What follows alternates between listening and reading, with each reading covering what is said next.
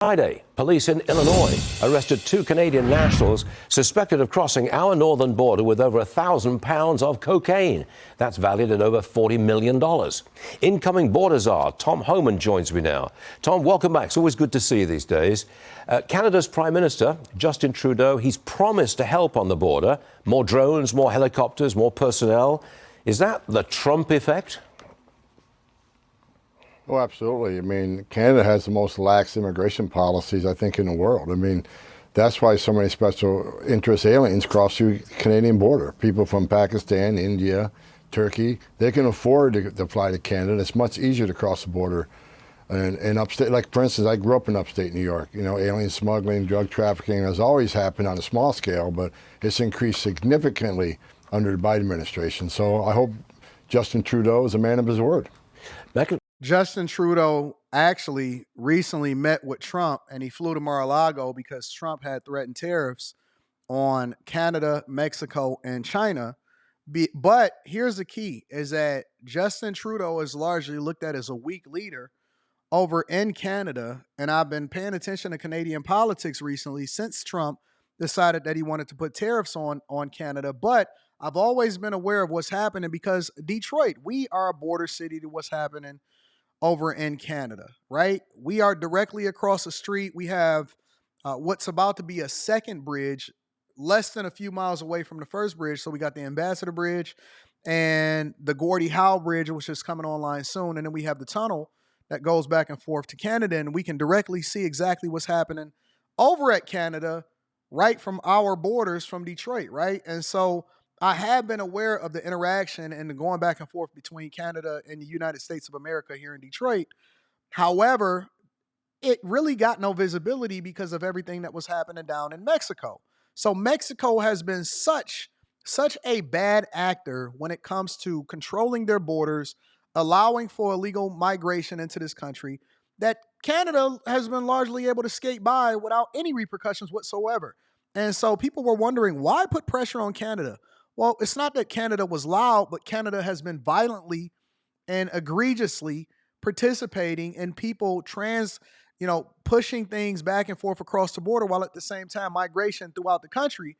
And so the smart illegals was flying into Canada and coming over here. But I guess during the Biden administration, it didn't matter whether he was coming from the north or from the south. It was bad. But now that he's putting pressure on these people to get their borders in order, they have to start paying attention and doing more on their side to not let people come into here, not just us policing our borders to prevent it from happening in the first place. There needs to be two-factor authentication at the border. Mexico says 2 caravans which were headed to our southern border have been broken up and may have turned around. Again, is that the Trump effect? Absolutely, but what I think you're going to see is that, look, these criminal cartels in Mexico, they're not going to stop easily. So they're going to break up the larger caravans and break up the smaller pieces. Yep. They're going to try to cross in areas where they think Border Patrol has a little resources. So they're not going to stop until Trump actually gets in office and ends catch and release and puts the Remain in Mexico program back on. When we fire up these programs, you'll see a significant change. Until then, the cartel is just going to be a little more sneaky with smaller groups. What do you expect to see at the southern border for the next 49 days before President Trump is inaugurated? What happens when these migrants hit the border in the next 49 days? They'll be released, just like they've done in the last 4 years. And again, I think the cartels will break them up to smaller groups.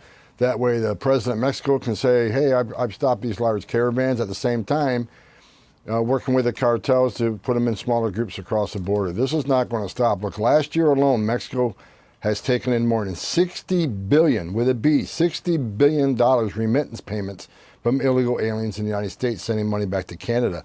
They don't want the gravy train to end either. So they're going to play hide the mouse for a little bit. But when President Trump gets back in, we'll be looking at it real closely, and we will secure the border. And that's why it's big business. It was big business with the Biden administration.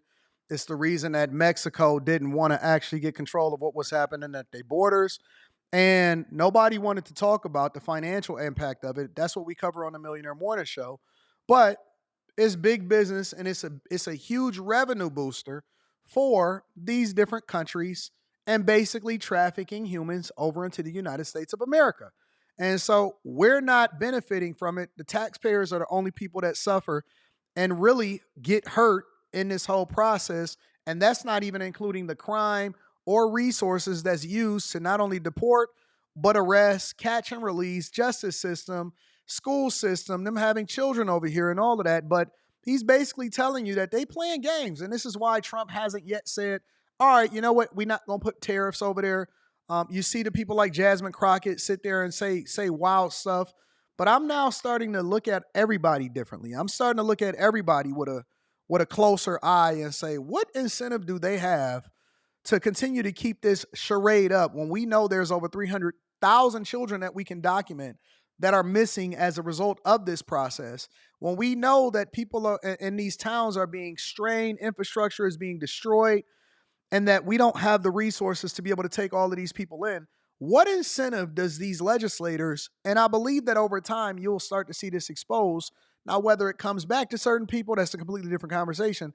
But what incentive does these legislators have to continue to participate in this?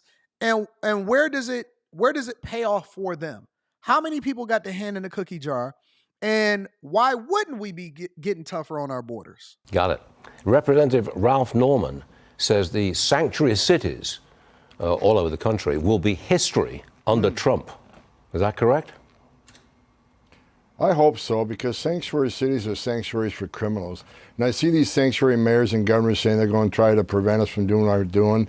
Look, any representative, any elected official, whether he's a mayor or governor, I mean, President Trump's been clear. I've been clear. Right out of the gate, we're going to focus on public safety threats. So why would you not want public safety threats taken onto your communities? I mean, that's your number one responsibility, is protect your community. So work with us. But sanctuary cities, I hope they do go away, because they're sanctuaries for criminals, period. They don't protect migrant communities. Victims and witnesses of crime, they say they have sanctuary cities because they want victims and witnesses of crime to feel comfortable coming to the police.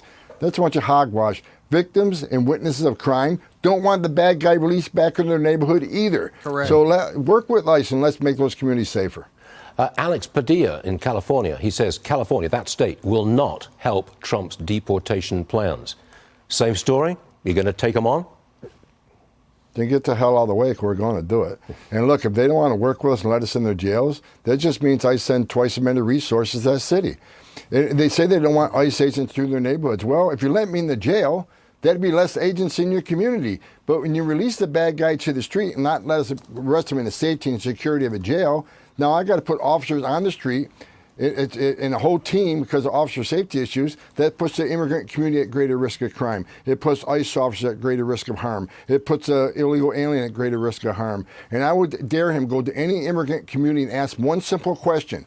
Would you rather have ICE operating in a community or the jail where the bad guys are locked up, where you already decided to lock a bad guy in a jail cell? That's who we want to talk to. Work with us, because they're pushing back on us is going to create exactly what they don't want. More agents in their neighborhoods.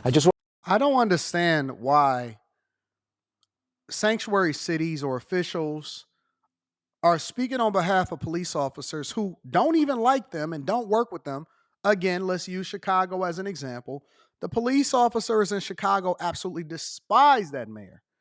And why wouldn't they want to deport the ones that are already locked up? Why would you say, well, we're not going to work with you guys just to try to spite you? You're spiting yourselves. You're spiting the residents that's in your communities. You're hurting the people and the taxpayers of your own communities by doing catch and release. And you know these people are not going to show up for court. They don't care. They now have gangs, migrant gangs, illegal migrant gangs operating in over 16 cities in the United States of America that they can document in different states, and it's unfortunate. But I'm curious as to what y'all think. Make sure y'all tap into the Patreon. Link is in the description. Also, teach Hanley 40% off your first order plus 20% off of life. Let me know what y'all think inside of the comments, and then come and see me December 14th in Detroit. Discount code Anton. I love you. I appreciate you. I'm going to holler at you later. Peace.